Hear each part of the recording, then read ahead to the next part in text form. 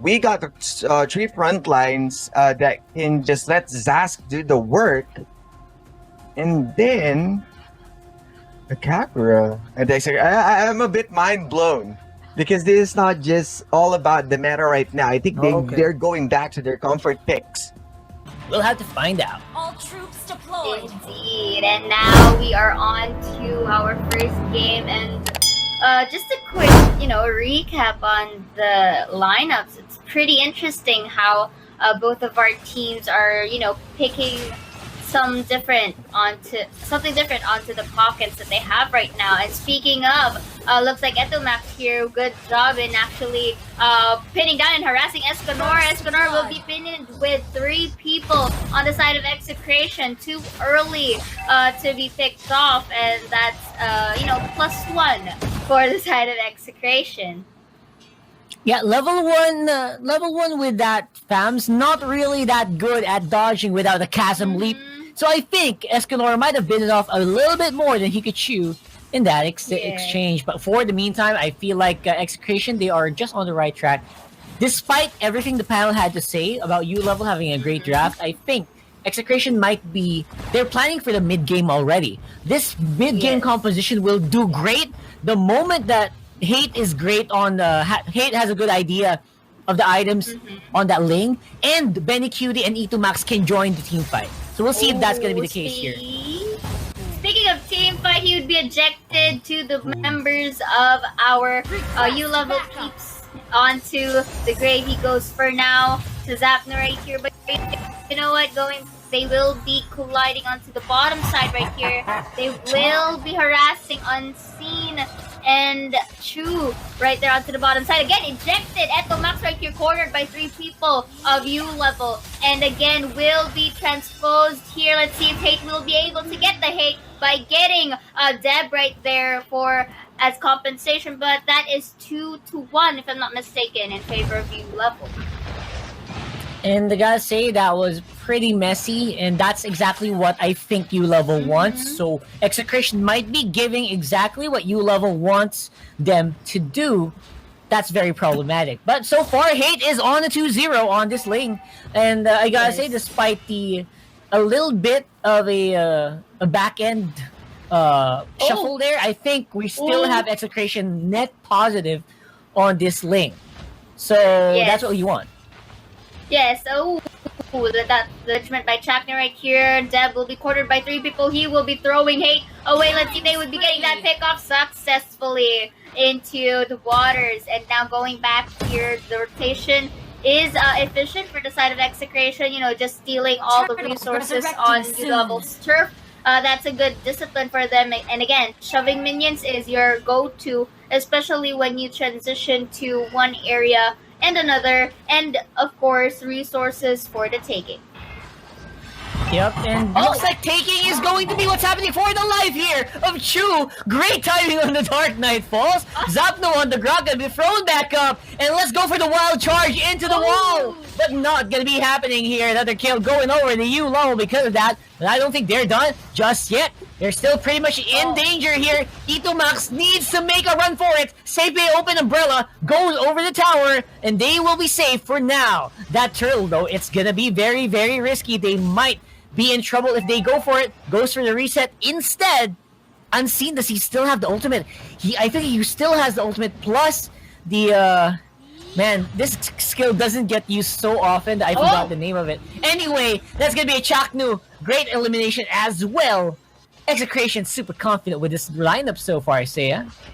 Yes, I like it how Execration took the time, even if we are seeing that the Jawhead is online by really throwing the Grok, denying a potential engagement for the side of Execration. Still, that the prioritization of Execration is because, okay, sure, they can get some casualties to and fro, and the fact that it's a Grok, so the Grok can really, catch up when the mid lane comes. But that's the thing. Execration is targeting or opting for a mid-game potential, so they're just really taking their time and not taking the aggressive line. Right, exactly. Again, taking your time is gonna be a big problem here. I think.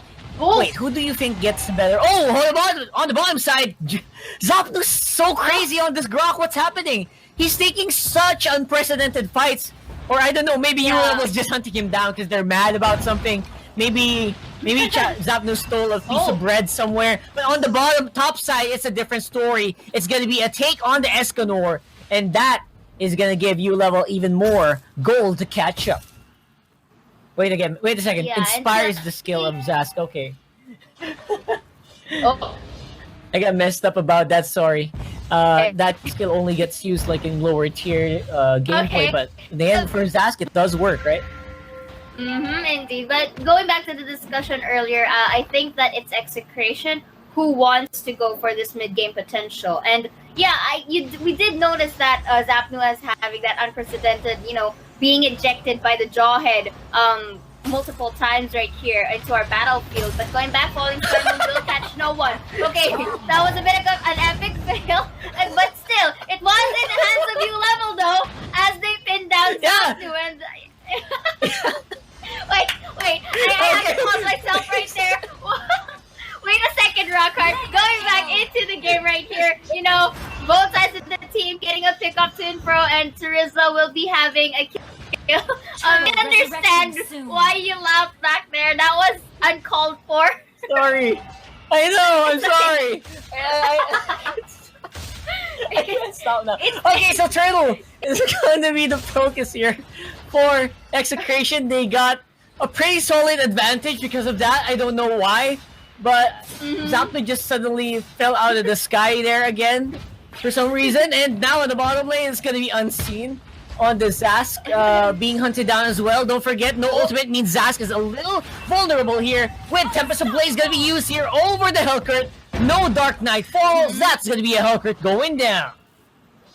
Yep, and that was beautifully tower dive, beautifully done by Execration. And this is what we've been talking about earlier, Rockhart. We are now going into the mid phases of our game, and it's going in a pace where an Execration wants it to. Okay, sure, ULVL is getting some pickoffs here and there during the early phases, but come the mid game, this is where we are starting to see that both the Kagura and the Ling are going online. And even though that we're not going with that line, like Chiriza's doing his thing. And speaking of doing their thing, Thomas there will be having kill, but in exchange the Ling will be having a pickup on his own. That is like a to and fro pickoffs from both sides of the team. But it is in the favor of Execration though, as they manage to disperse the members of ULVL, making it into their favor. But let's see if Benny Cutie here will be getting a pickup on his own by giving Chu a piece of his mind.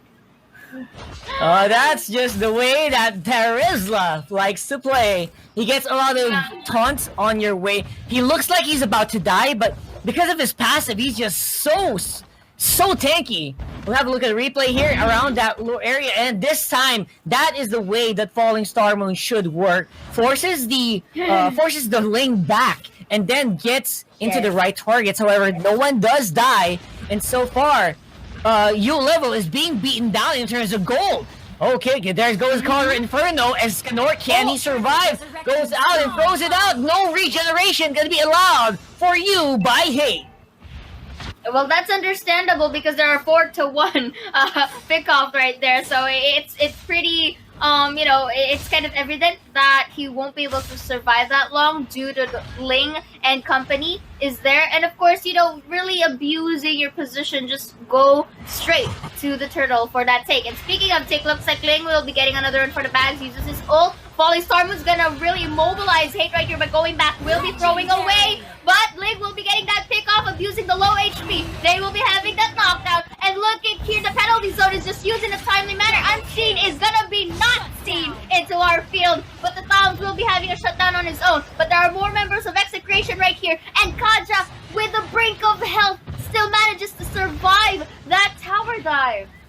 Oh! Amazingly enough. Oh my gosh, Execration, they are not letting up here. 3 members down for ULVL already. I mean, given that Hate does go down, finally gets shut down, Execration will slow down a little bit, but wow, they are controlling the map like a boss, and these chaotic team fights remind me so much of Execration back in the day. Like right now though, it's gonna be another one after we just take a breather from the last one, and now forcing everyone from Execration to back off. ULVL going on fire here, and now while we, as we can see, Execration, there's U-level showing Execration that, you know what, you cannot keep doing this to us all day. We will fight back, and this is what happens when you do. Precisely, because I like it how, Kaja was able to get that Divine Judgment and then followed up by the members of Execration. But the thing is, the Falling Star Moon is what immobilized the Kaja from, going on to further skill sets. And now, taking advantage of that, it really goes to show that U-level has this sort of reflexes that, that's Esmeralda went Lord resurrecting soon. so might have Execration. That's a good thing. It took of Akaja using his skill set first and really, pin them down in the manner that they want. Oh, there we go. Another one bites the dust here as Tempest of Blades will be used, executing Deb right on the spot. Hate is still high HP. No one can seem to stop him. Going for the chase. Gets another one. Double kill onto Basic. And Execration. Again, such a chaotic team fight. They are thriving. They are getting advantages all over the map. And that is beautiful to watch right now. Definitely, because we did say that U-level has that, leveled up kind of composition earlier, but Execration is just making a statement right now. And that was beautifully demonstrated earlier when they decided to really pick the members of U-level off onto the top side. And again, prioritizing your objectives is the important key, and Hate is very well aware of that, because look at the itemization that they have right now. They're almost close to, 1, 2, 3, 4, 5 items on the side of Ling right here. Look at the gold that he managed to garner with 11 minutes in. Well, 11, 1, and 4, I'm not surprised. That is a stat line of a very well-fed Ling. However, of course, we are still pretty much in the semi-mid to late game of this fight. I don't think they're going to go down quite easily yet. Of course, the Lord will start walking up on the bottom side of the map, and Execration will start to just seize control of these side minions. However, you cannot count U-level out just yet. They seem to still have a plan that revolves around Basic really landing those solid falling star moons. And I haven't actually seen it get executed well enough, but they're very close to actually doing it. So Execration still has to be super duper careful. Indeed, because the Falling Star Moon is invested, and onto the top side, Ling is just abusing the low HP members of U-level. And then, of course, with the help of the Lord pressuring the bottom side, this left Execration an opening onto the top. But you have to take note that they are being cautious as well in respect to what U-level can bring. But speaking of what they can bring, it looks like, U-level is making a really good job in defending this tower, but I think it's of Execration being patient right now, because they have the map, they have the pressure to U-level. But the thing is that speaking of pressure, look at that damage that Ling just meant onto the back lines. You know what? We're not gonna stop. We're gonna have it throughout. But Thousands will have something up on his sleeve in exchange. The Mortality is gonna pop up. Let's see if he will be able to get. No, the Gogger will be supporting onto the back end. Wow, and they're just showing that they can flex really well. Hate basically back in the field here. I think he can one-hit, two-hit anyone. And right now, if he wants to go for it, we'll be using the Dark Knight Falls to get out of danger. Basic with a Falling Star mode on to no one. Basically everyone dodging his skill in the mid lane. And Execration super confident, playing around the bottom side, the top side, splitting it up. Tower falls, and the base of U-level now in shambles.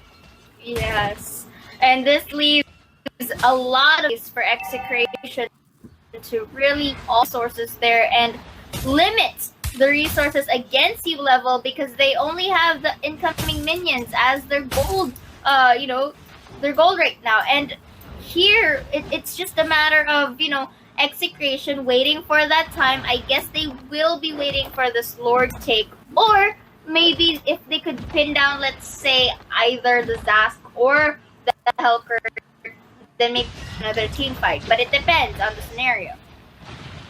That's true. Again, it's still I don't want to count ULVL out. I know their base is about to blow up, but I feel like one big team fight is all they're waiting for. It still hasn't happened all throughout the game, so I'm still on the edge of my seat waiting for it. Let's see if that's gonna be it. Here on the bottom side, Hate going in. Tempest Blades once more. Dark Knight Falls. Everyone is going loco right now, but Hate, he could go down. He does. Immortality will be popped. Can he survive? Goes out into the wall. Manages to escape the claws of death just in the nick of time. Yes, but still, that was good defense for ULVL. But speaking of which, was a bit pinned down by two members of EXECRATION, but in exchange, they will be juggling up with the Conqueror pickoff. But this still EXECRATION into play. Ling will get kills as much as he can, abusing everything. Deb will eject Ling into the base, but again, Ling will still be able to escape with the help of his kit. And going back, Dark Knight Pulse will be used to really darken up the day for the side of EXECRATION. But going back, Barrier will be used, but still enough for Chu to escape. I don't know if you feel this, but I'm getting tired of finding who's gonna fight who. My eyes are all over the map for this EXECRATION. They're like dancing. Like one of them is going to pop in 1 minute. The others are waiting for. They're looking for their own Slimelight. So it's super chaotic. Still, Zapno just flexing a little bit on the left side. I think they're trying to bait up and zone that Lord take, and I think it will be successful. EXECRATION with a Lord take. That should be the last nail in the coffin for this game. Indeed, and that's just self-flexing going on right here. I think we are witnessing a Ganging Nemo right now, Rockhard, but again, going back into the game that we have right now, what I said, because up the distance to the base. I think this could be a similar scenario on game 3 during the base. So it doesn't necessarily have an all 5-man pickoff, but I think it's enough to really pin down the members of ULVL. And speaking down, Falling Storm will be used, will be hitting no one. The penalty zone might come into play right here. The Lord is going to be slain, but Togger will get a double kill exchange, and the Yi is just way ahead of its efficiency. And right now, it looks like the game is into the hands of EXECRATION. Well, this EXECRATION reminds me so much of EXECRATION way back then, when they really just messed up the whole roster, and they really like to pick those heroes that thrive in the chaos. I really like that they're going back